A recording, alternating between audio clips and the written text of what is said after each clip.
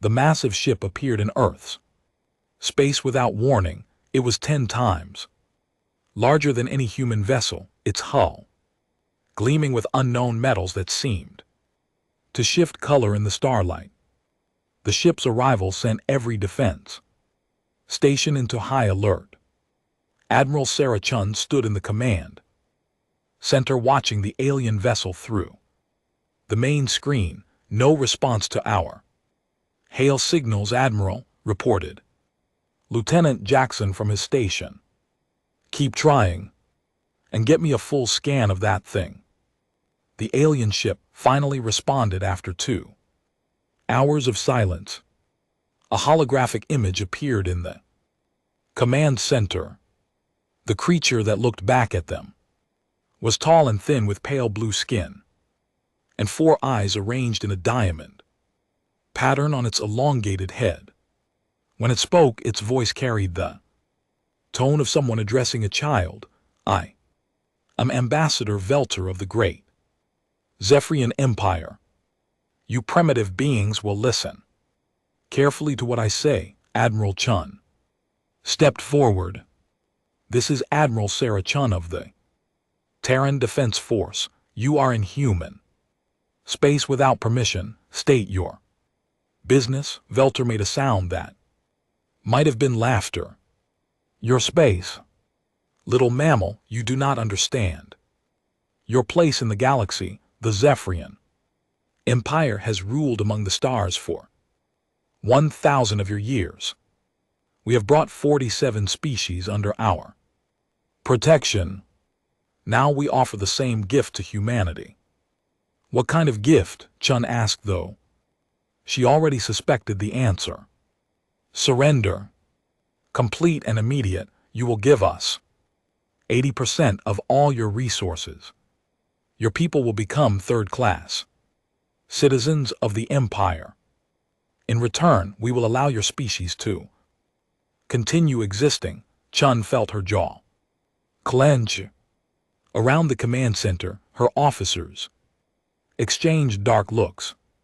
And if we refuse, then you will be cleansed from the galaxy. Your planets will be purified for better use by superior beings. The ambassador's image flickered as he adjusted something outside the view.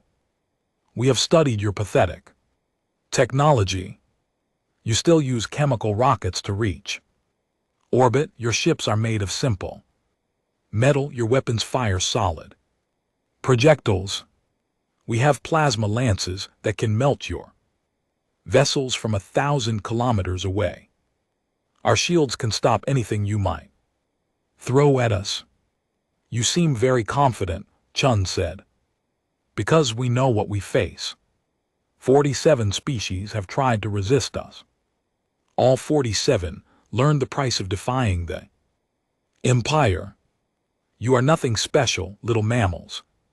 Just another primitive race that thinks it can stand against the natural order. Emperor Zalthak sat on his crystal throne watching the report from Ambassador Velter. The throne room was vast, its walls covered with trophies from conquered worlds, weapons, artwork, and skulls from dozens of species decorated the space. The humans are considering our offer. Your Magnificence, Velter reported. Their leader requested 30 days to discuss terms with their government. The Emperor backed in his throne. His species had ruled the galaxy for so long that resistance was almost unthinkable. 30 days. How generous of them to think they have a choice. Shall I reduce the time limit?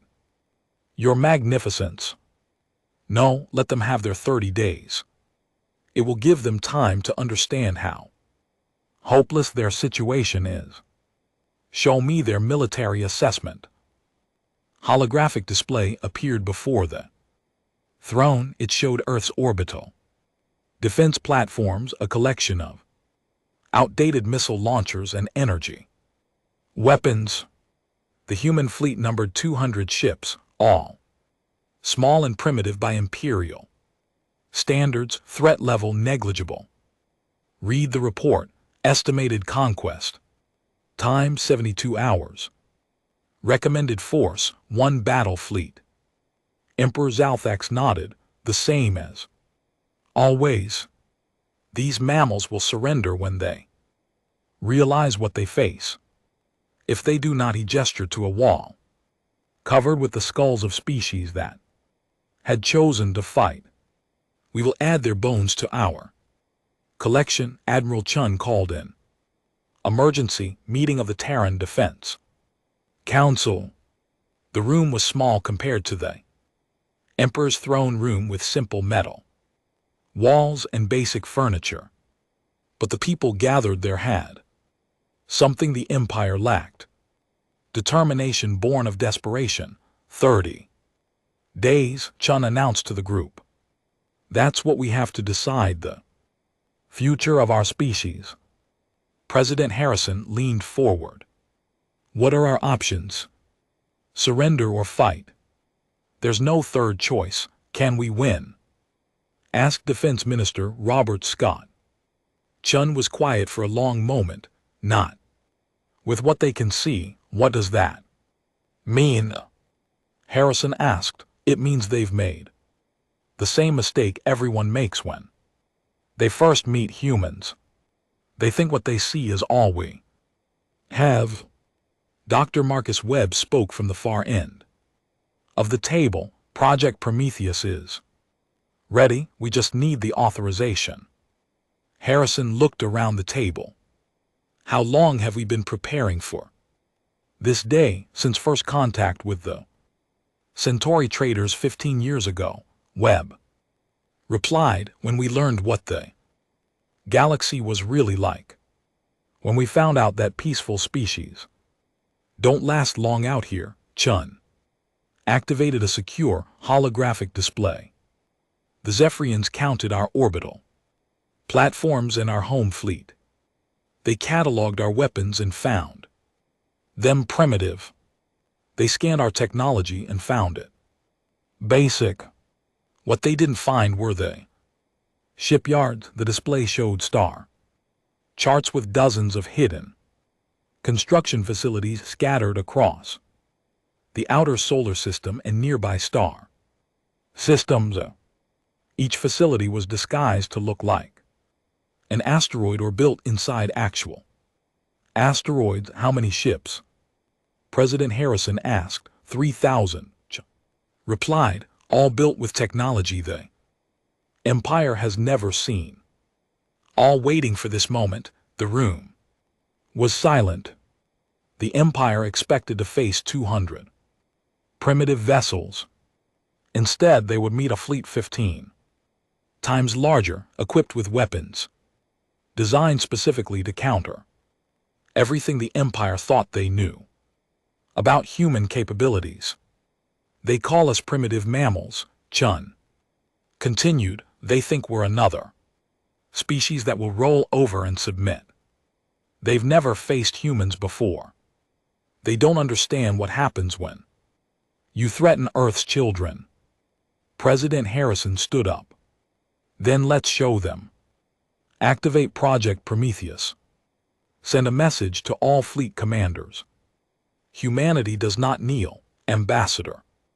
Velter received the human response. Exactly 30 days after delivering the ultimatum, Admiral Chun appeared on his screen, her face calm and determined.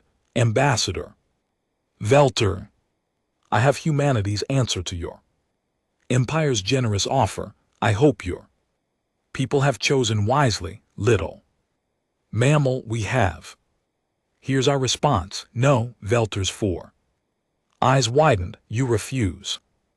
Do you understand what this means? It means you should have done your homework better. It means you should have learned more about humans before you threatened us. Most importantly, it means you're about to discover why nobody in this galaxy should ever corner Earth's children. The communication ended. Velter stared at the blank screen, then activated his Emergency beacon to call for the Imperial fleet. The humans had made their choice. Now they would face the consequences.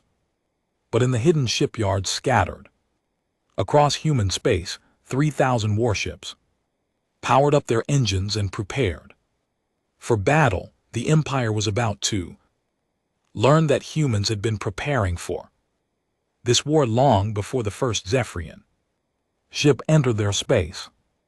Galaxy was about to discover what happened when predators disguised themselves as prey. The Zephyrian scout ships moved through Earth's solar system like ghosts there. Advanced sensors recording everything. Captain Dax War commanded the lead scout vessel. His orders clear.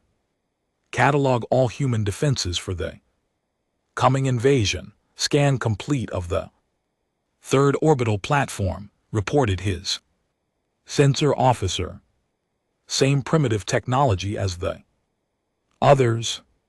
Chemical explosives and basic energy weapons. How primitive? Dax War asked. The energy weapons appear to be first-generation plasma cannons. No quantum enhancement. The missiles use solid fuel propulsion. Their targeting systems are purely electronic. No psionic integration. Dax War shook his head in disgust. Mark it as threat level 0. What about their fleet? 212 vessels detected. Largest ship is 800 meters long. Hull composition is basic titanium steel alloy. No energy shielding detected. Their weapons are kinetic projectiles and primitive energy beams. Any sign of quantum manipulation technology? None detected, Captain. These beings appear to have barely mastered faster-than-light travel, far beyond the Zephyrian scouts' detection range. Admiral Chun watched their movements from the bridge of the UHCS Indomitable. The ship was hidden inside a hollowed-out asteroid in the outer belt, its hull coated with materials that bend. Scanner beams around it like light around the black hole. Their cataloging are decoy platforms, reported Commander Tours from the sensor station. Good. Let them see exactly what we want them to see, Chun replied. Captain Elena Rodriguez stood beside her, studying the tactical display. How long before they finish their survey? Another week, maybe 2. They're being thorough. Think they suspect anything?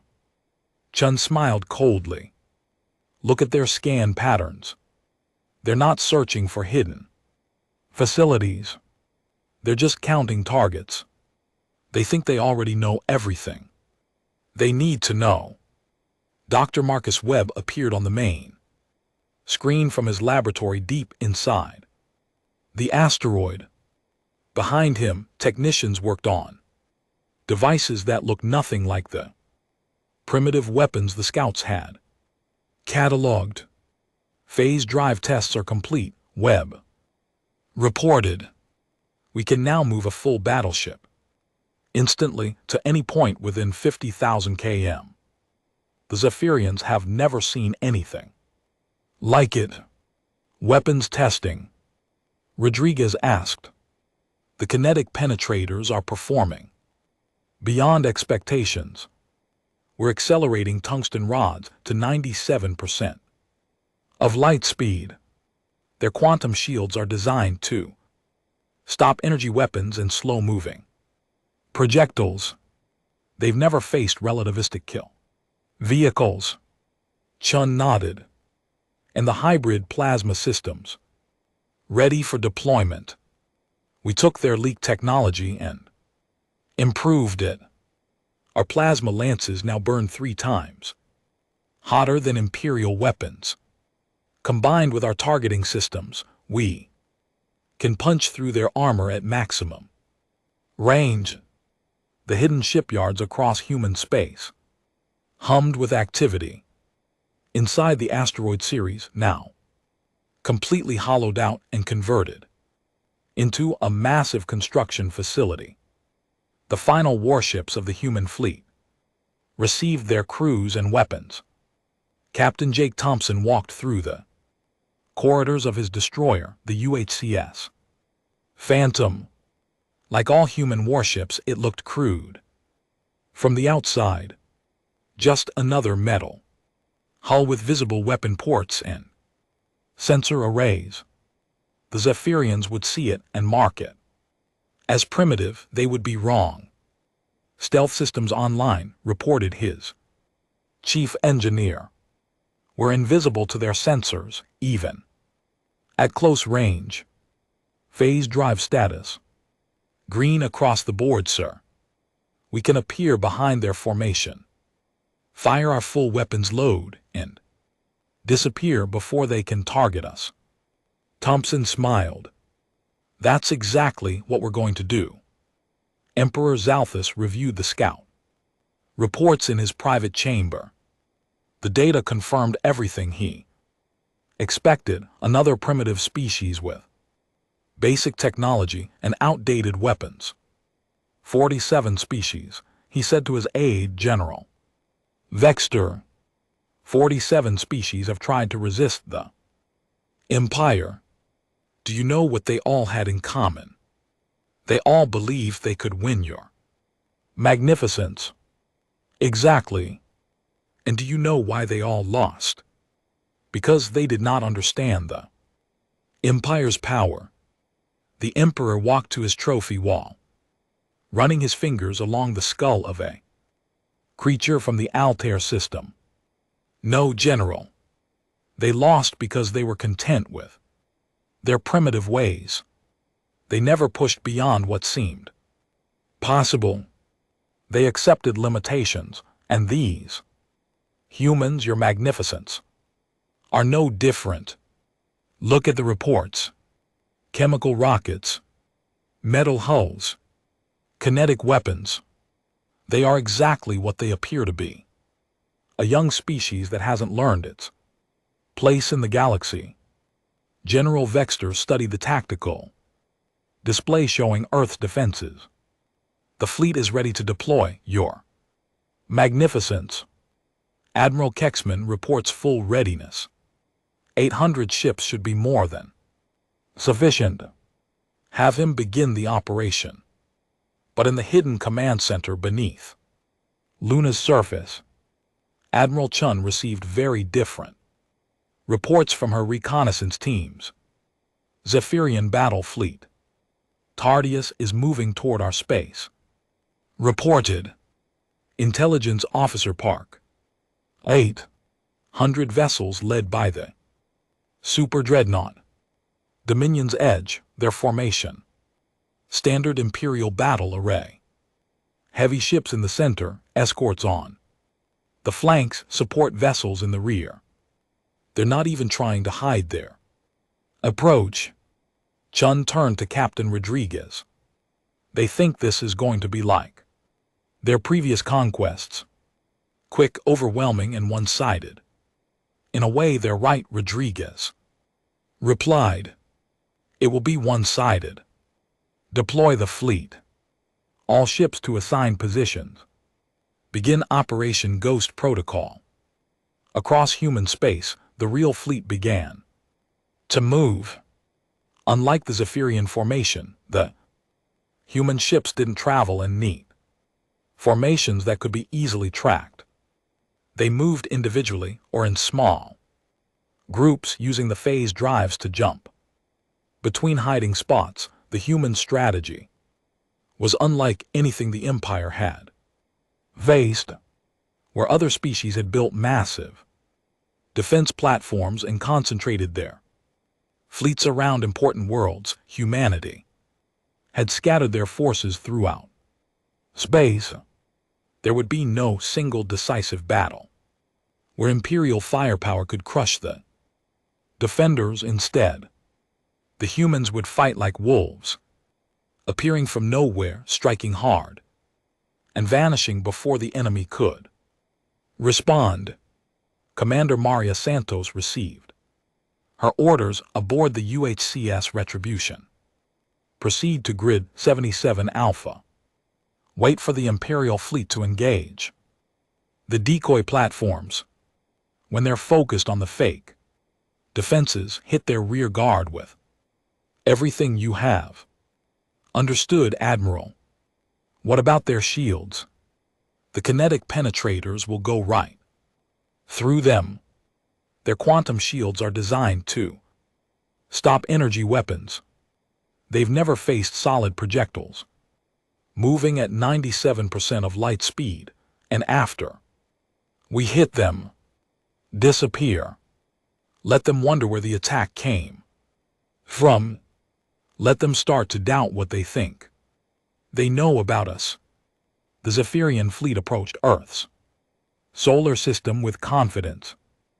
Admiral Kexman stood on his flagship's bridge, reviewing the target list.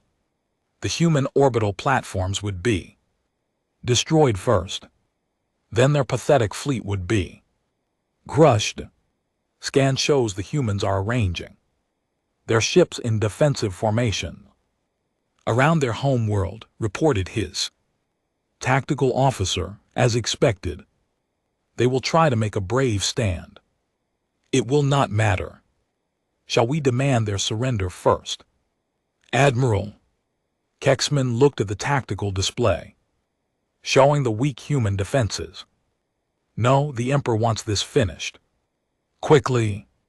We will show the galaxy what happens to species that refuse Imperial generosity. But the tactical display was showing him exactly what the humans wanted him to see.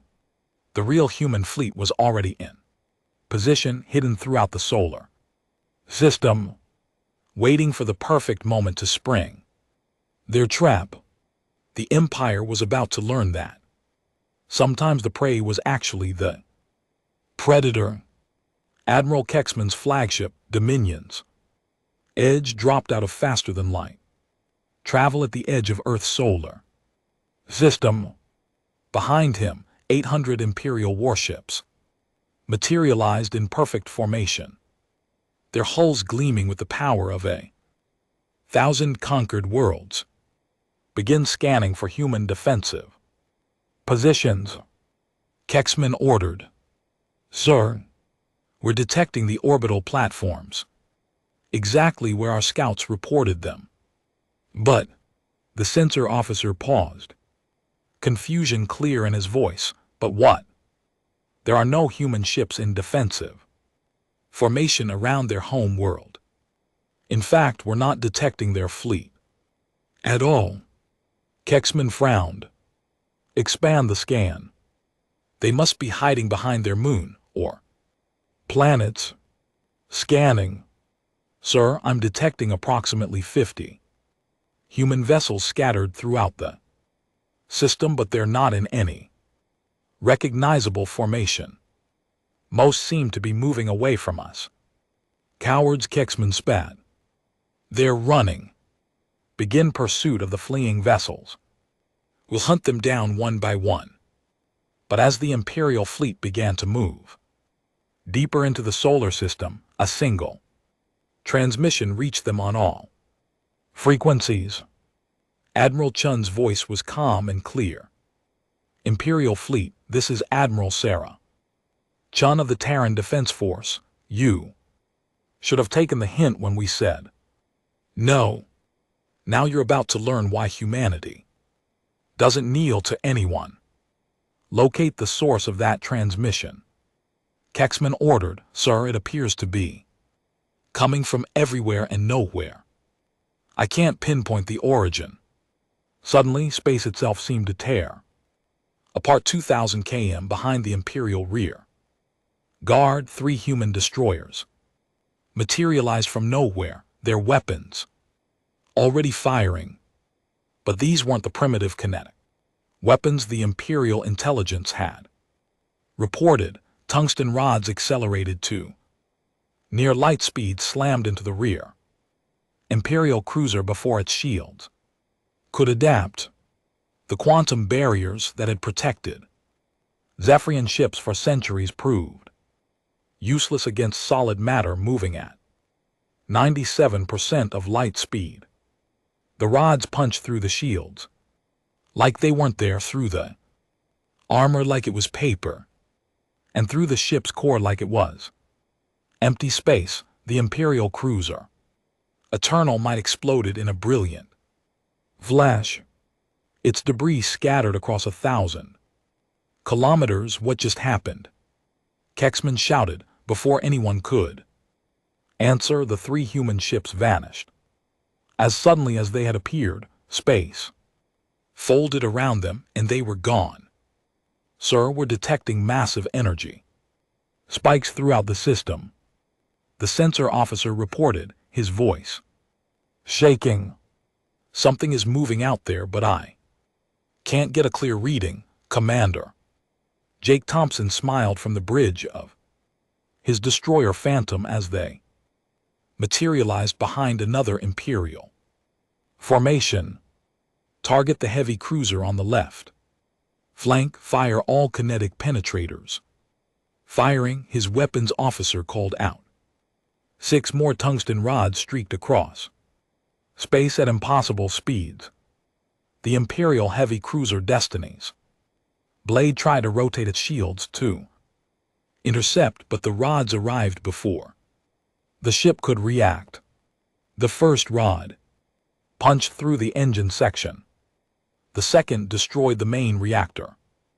The third, fourth, and fifth rods tore through the ship's center, while the 6th rod vaporized the bridge. Jump us out of here, Thompson ordered. Next target is Grid 47. The Phantom disappeared, leaving behind the wreckage of another Imperial vessel. Captain Elena Rodriguez watched from the bridge of her battleship. Indomitable as the Imperial fleet tried to understand what was happening to them. They're starting to group up for defense, she reported to Admiral Chun.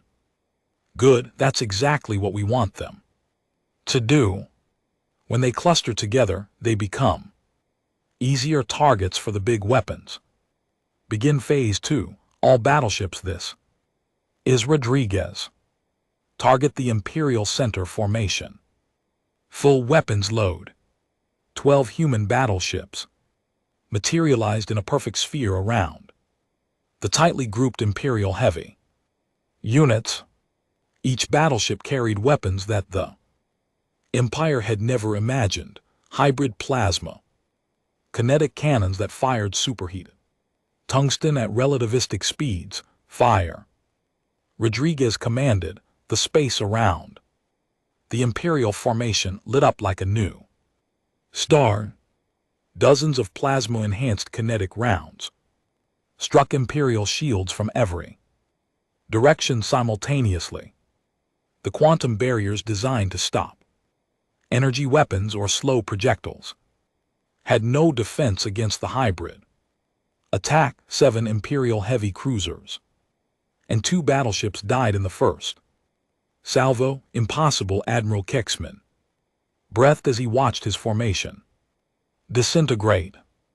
Their weapons can't penetrate our shields. Our intelligence confirmed their primitiveness. Sir, whatever these weapons are, they're not what our scouts reported. These aren't kinetic projectiles, they're something new. All ships concentrate fire on the human vessels. Destroy them now. But when the Imperial fleet turned their weapons on the human battleships, they found empty space.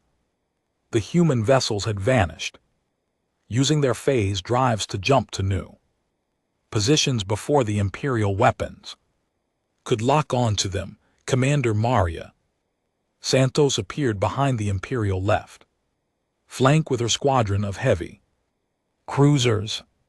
Target their command ship's escort vessels.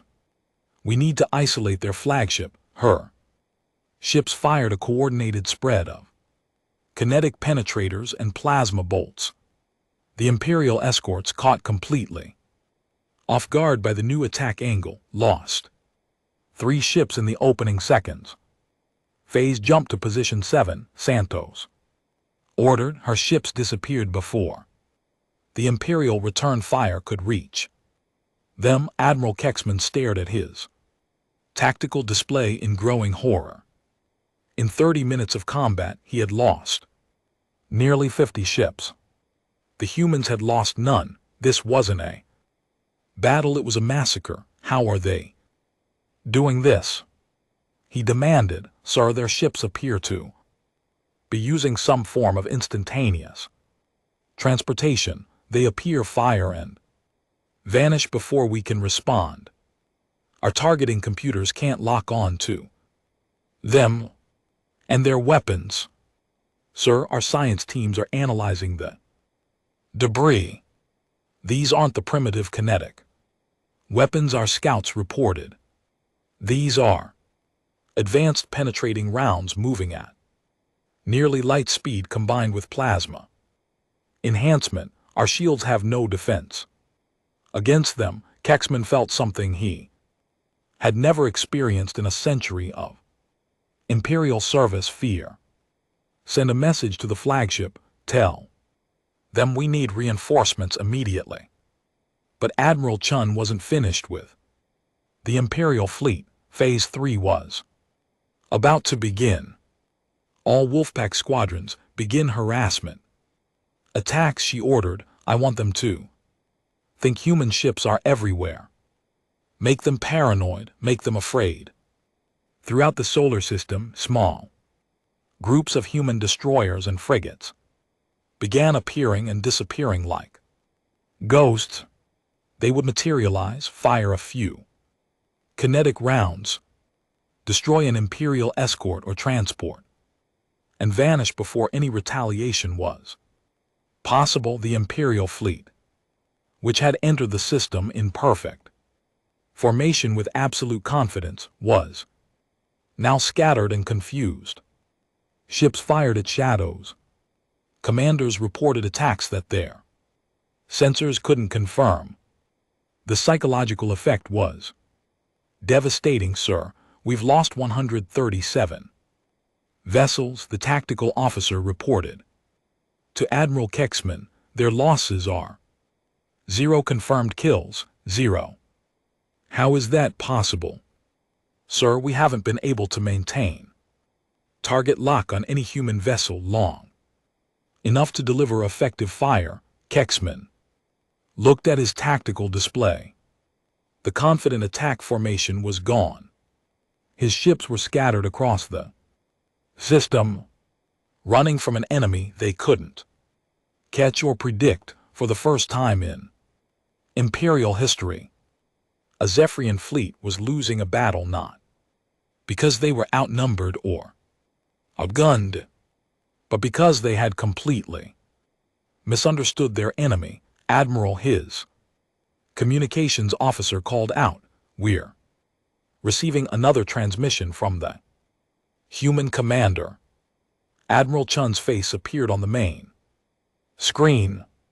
Behind her, the bridge of her ship looked calm and organized, a sharp contrast to the chaos on the Imperial flagship. Admiral Kexman, I believe you're beginning to understand your situation.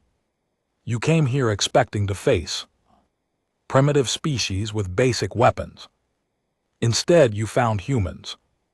We don't fight the way other species fight. We don't play by rules that make us easy targets. Your weapons, Kexman said. Our intelligence report said you had only kinetic projectiles. Your intelligence was correct. We do use kinetic projectiles. We just use them in ways you never imagined. Here's a free lesson about humans. We don't just accept the limitations of our technology. We push beyond what's possible until we create something new. What do you want? Kexman asked. For you to leave our space and never come back. Take what's left of your fleet and go home. Tell your emperor that humanity is not another conquest. We're a warning. The transmission ended, leaving Admiral Kexman staring at a tactical display that showed the wreckage of his once mighty fleet, scattered throughout the human solar system. For the first time in Zephyrian history, an Imperial Admiral gave the order to retreat. Emperor Zoltek stood in his throne room, staring at the tactical report from Admiral Kexman. The words seemed impossible. Fleet casualties, 218 vessels destroyed. Enemy casualties, 0 confirmed. Requesting immediate withdrawal. How? The Emperor whispered. How did primitive mammals destroy? Quarter of Battle Fleet Tertius. General Vexstar reviewed the combat data with growing disbelief. Your Magnificence, the humans appear to have technology our science teams never detected. Their ships can teleport instantly across thousands of kilometers. Their weapons penetrate quantum shields as if they don't exist. Show me the weapon analysis. A holographic display showed the remains of an Imperial cruiser. The damage patterns were unlike anything in Imperial experience. Perfect holes punched through armor. Plating that should have been impenetrable. No energy burns, no plasma scarring. Just complete penetration. Kinetic weapons moving at 97% of light speed, General Vexstar explained. Enhanced with plasma fields that destabilize molecular bonds on impact. Your Magnificence, these aren't primitive weapons. They're revolutionary. Emperor Zoltax felt something he hadn't experienced in centuries: uncertainty. The Empire had ruled the galaxy through superior technology and overwhelming force. If these humans could neutralize both advantages, prepare the Grand Armada, he commanded. Every available ship. I will lead this campaign personally. Your Magnificence, perhaps we should study these new human capabilities first. Learn how to counter them. No. The Emperor's voice echoed through the chamber. 47 species have knelt before the Empire. I will not allow mammals from a primitive world to break that record. They think their new toys make them special. They will learn that quantity has a quality all its own. Dr. Marcus Webb worked frantically in his laboratory aboard the hidden station. Prometheus, the breathing space admiral Chung had bought them, was being used to push human technology even further beyond Imperial understanding. Adaptive shielding tests are complete, he reported to Admiral Chung via secure communication. Our shields now analyze incoming fire and adjust their frequency in real time. Imperial plasma weapons will be useless against us. What about their kinetic weapons? Chung asked. Their kinetic rounds move at roughly 60% of light speed. Our new armor can absorb that much impact, but we've developed something better. Reactive armor that actually channels kinetic energy into our own weapon systems, so their attacks will power our weapons. Exactly. The harder they hit us, the harder we can hit back. Admiral Chung reviewed the latest intelligence reports. The Imperial Grand Armada was assembling over 2,000 ships, including the Emperor's personal flagship. It was the largest military force ever gathered in galactic history. They're bringing everything they have, she told Captain Rodriguez. Good.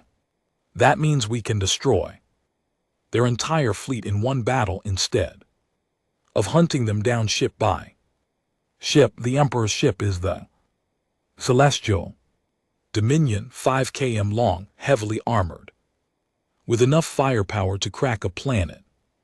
It's never been damaged in combat. Rodriguez smiled. Then it's about time someone changed. That record. Admiral Maria Santos reviewed her orders. Aboard the UHCS Retribution, Operation Righteous Fury was humanity's most ambitious plan yet, a coordinated strike that would appear to be 3 separate attacks that would converge at exactly the right moment to shatter the Imperial formation. Remember, she told her squadron commanders, the Empire fights like they always have. Massive formations, overwhelming firepower, direct assault. They expect us to meet them head-on like every other species they've conquered. And instead, asked Commander Phillips, instead, we're going to show them what happens when predators stop pretending to be prey. Emperor Zoltak stood on the bridge of the Celestial Dominion as the Grand Armada entered the human solar system.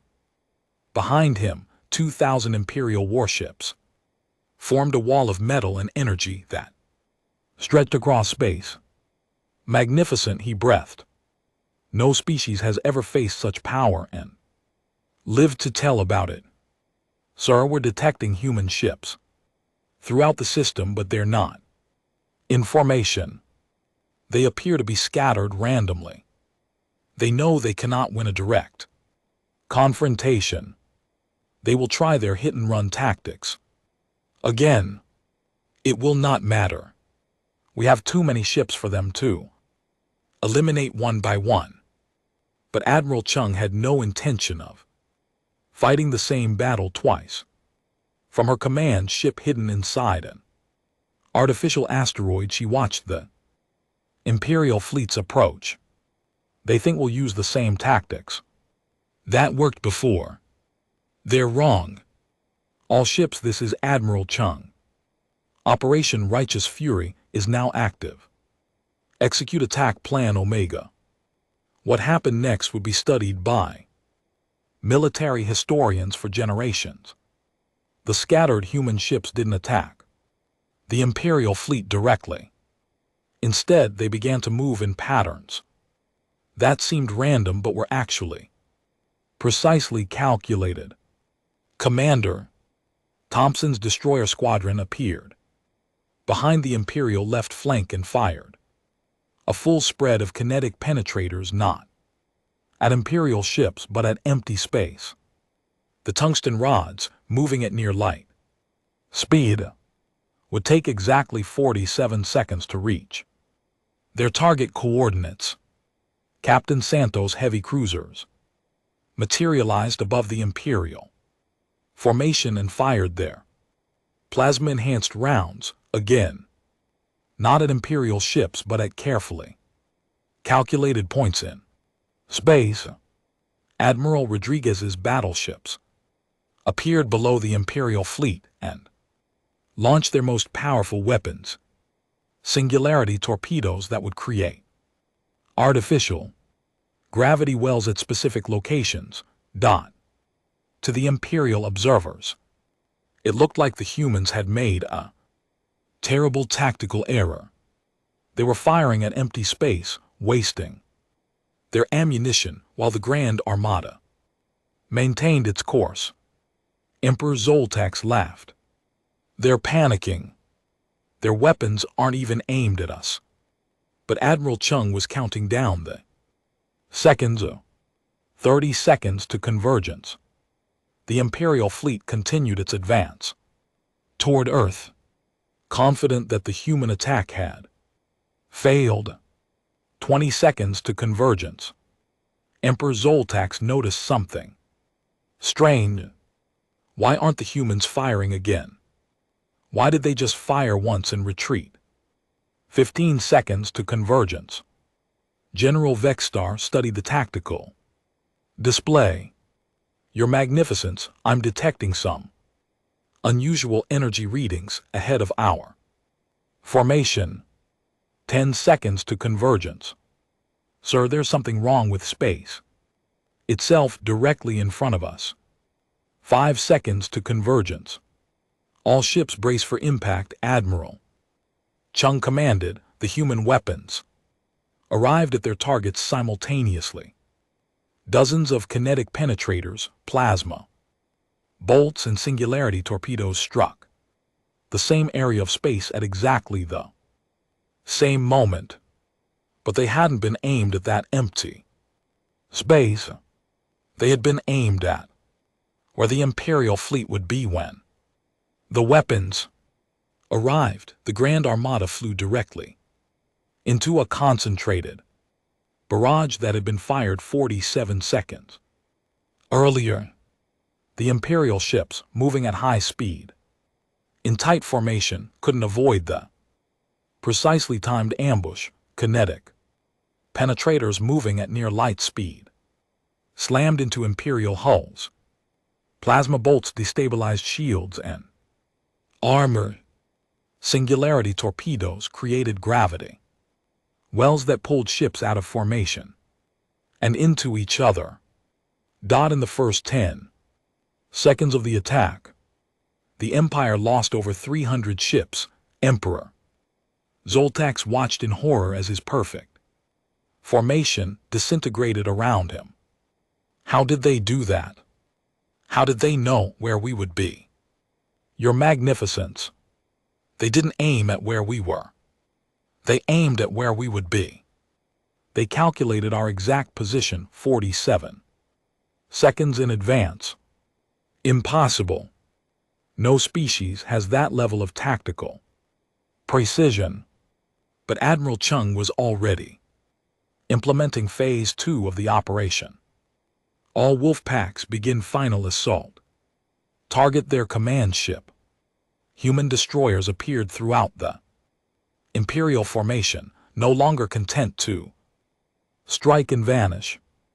These ships carried the new adaptive armor and reactive shielding. They could take hits and keep fighting. Commander Thompson led his squadron in a direct assault on the Emperor's flagship. Imperial plasma lances struck his destroyer, only to have the energy absorbed by reactive armor and channeled into Thompson's own weapons. Impossible. Emperor Zalthus breathed as he watched human ships absorb his most powerful weapons and convert them into attacks against his own fleet. Captain Rodriguez materialized, her battleship directly alongside the Celestial Dominion, and fired a full spread of singularity torpedoes at point-blank range. The massive Imperial flagship shuddered as artificial gravity wells tore at its hull. Your Magnificence, we're taking critical damage to the primary hull. The humans have broken through our shields. For the first time in his 1,000-year reign, Emperor Zalthus felt fear. His impenetrable flagship was dying around him, and there was nothing he could do to stop it. Admiral Chun's voice reached him on the Imperial command frequency. Emperor Zalthus, you're no longer fighting primitives. You're at war with humanity. And when humans go to war, we don't just seek victory. We rewrite the rules of what's possible. The Emperor watched as his Grand Armada, the greatest military force in galactic history, was systematically destroyed by an enemy he had dismissed as primitive mammals. All ships, he commanded in a broken voice, retreat. Full retreat. But as his damaged flagship limped away from the battle, Emperor Zalthus realized that retreat might not be enough. The humans had done more than win battle. They had proven that the Empire was not invincible. Admiral Chun stood on the bridge of the UHCS Indomitable, watching the scattered remains of the Imperial Grand Armada limping away from Earth's solar system. Around her, the command crew worked, quietly tracking the retreating Zephyrian ships. Damage report on our fleet. She asked. 17 ships with minor hull damage, 31. Ships requiring repairs to weapon systems. No ships lost, reported Commander Torres. And the Empire's losses. 843 vessels destroyed. 412 heavily damaged. The Emperor's flagship is barely operational. Chun nodded. The numbers told the story. They didn't capture the real significance of what had happened. For the first time in 1,000 years, the Zephyrian Empire had been decisively beaten. Word would spread. Admiral, incoming transmission from Earth Command. The communications officer announced. President Harrison appeared on the main screen. Admiral, congratulations on the victory. What's our next move? We take the fight to them, Chun replied. The Empire thinks of this defeat as a temporary setback. They'll rebuild their fleets and try again in a few years. We need to make sure they understand that this wasn't a lucky victory. It was a demonstration of human capability. What do you propose? Operation Righteous Fury. We take the war to Imperial space. We show them that their core worlds aren't safe anymore.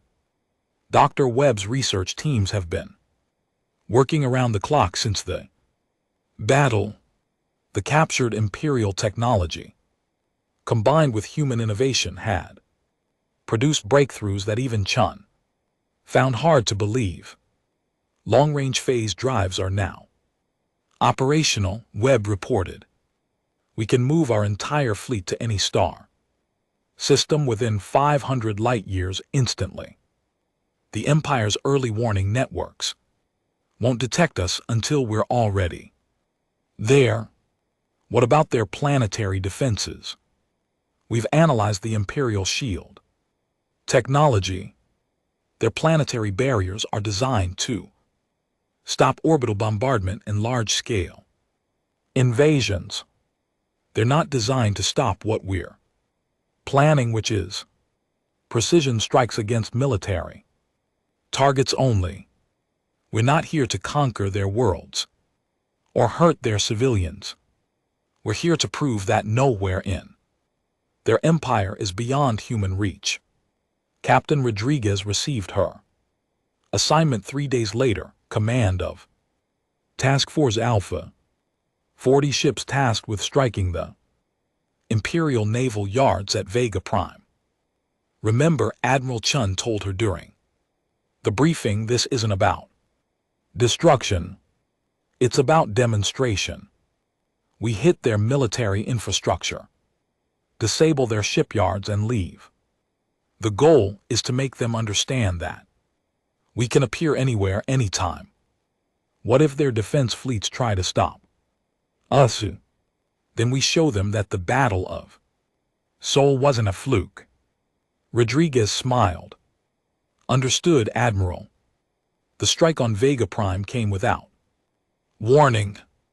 Imperial sensors detected nothing until 40 human warships materialized in orbit around their most important shipyard complex. The human fleet appeared at maximum weapons range and immediately opened fire. But these weren't the crude kinetic weapons the Empire expected. Human technology had evolved again. The new weapons were gravity lances, devices that created focused gravitational fields capable of crushing starships from the inside out.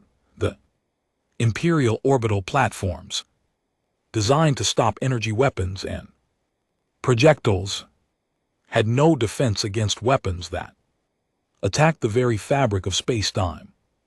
In 30 minutes, the entire Vega Prime military complex was reduced to debris.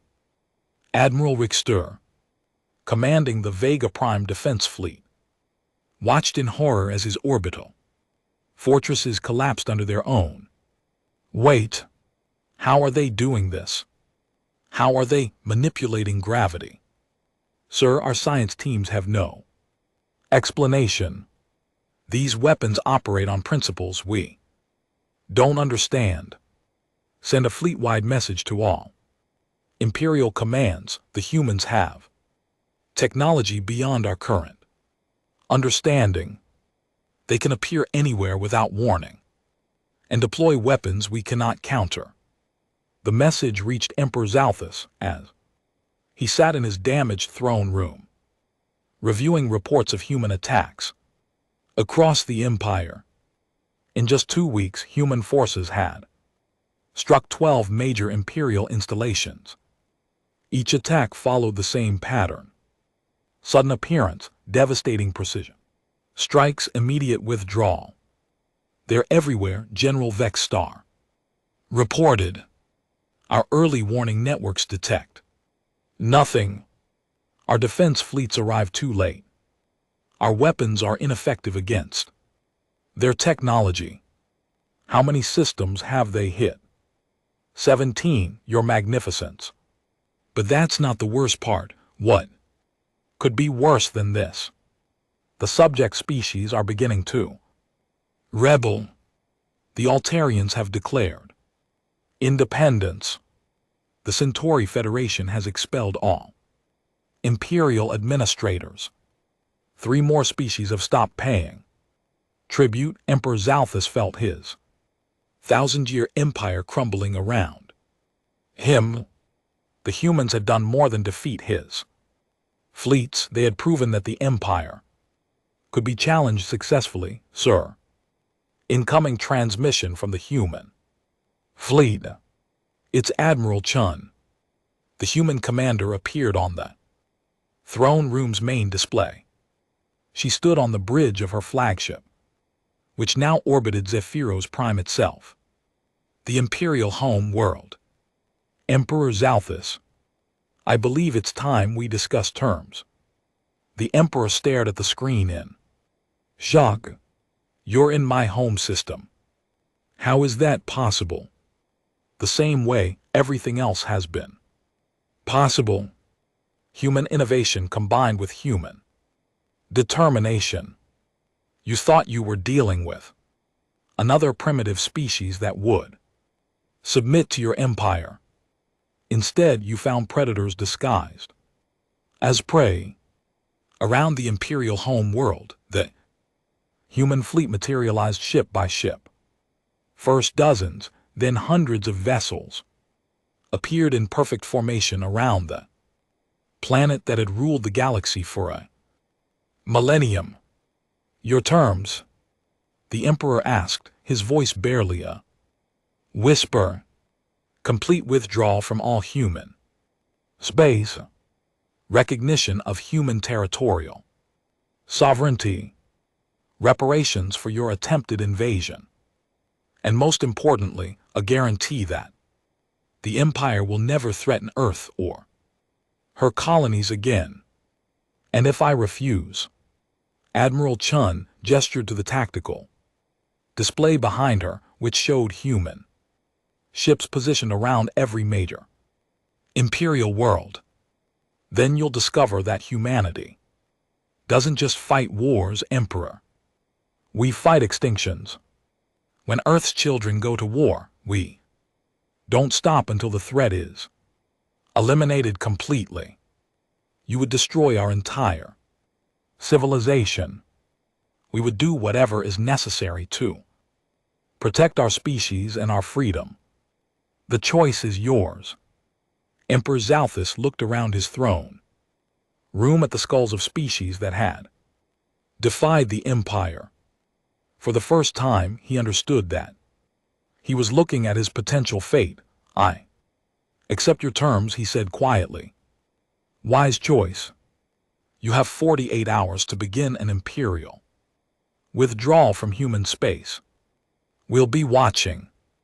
Admiral Chun stood on the observation deck of the Indomitable, watching the Imperial fleet departing from Earth's Solar system for the final time. The war was over, but its consequences would reshape the galaxy. Admiral, incoming reports from across Imperial space. Commander Tors announced 15 more species have declared independence. The Empire is fragmenting. Captain Rodriguez joined Chun at the observation window. Do you think we did the right thing? We defended our species and our freedom. What the Empire's former subjects do with their independence is up to them. The galaxy is going to be a very different place. Chun nodded. The age of galactic empires is ending. The age of free species is beginning. Lieutenant Jackson approached with a final report. Admiral, the last Imperial ship has left human space. We're receiving gratitude messages from over 40 species that have broken free from Imperial control. Any response from Earth Command? President Harrison sends his congratulations. The Terran Defense Council is officially declaring the war over. We won. Admiral Chun looked out at the stars, knowing that somewhere among them dozens of species were experiencing freedom for the first time in centuries. The humans had started this war to defend their own independence. They had ended it by giving independence to half the galaxy. Lieutenant, record this in the ship's log. The Zephyrian Empire made a critical error in judgment. They believed that humanity was just another primitive species that would submit to their rule. They discovered instead that humans don't kneel to anyone. When threatened with extinction, we don't just fight back, we rewrite the rules of what's possible. They called us primitive mammals, Chun continued. They thought our technology was crude and our tactics predictable. They learned too late that humanity's greatest weapon isn't our technology or our tactics. It's our refusal to accept that anything is impossible. What now, Admiral? Rodriguez asked. Chun smiled as she watched the last Imperial ship disappear into hyperspace. Now we build something better. The Empire ruled through fear and overwhelming force. We'll show the galaxy that there's another way. Cooperation between free species, protection of the weak, and the absolute right of every sentient being to determine their own destiny. And if someone tries to build another empire, then they'll learn what the Zephyrians learned when you threaten Earth's children. You don't just face our weapons or our ships. You face our determination to remain free no matter the cost. The human fleet began its journey home, leaving behind a galaxy forever changed. The age of empires was over. The age of freedom had begun. And throughout the stars, species that had knelt in submission for 1,000 years stood tall again, knowing that somewhere among the stars, humanity was watching and ready to defend the right of all beings to be free.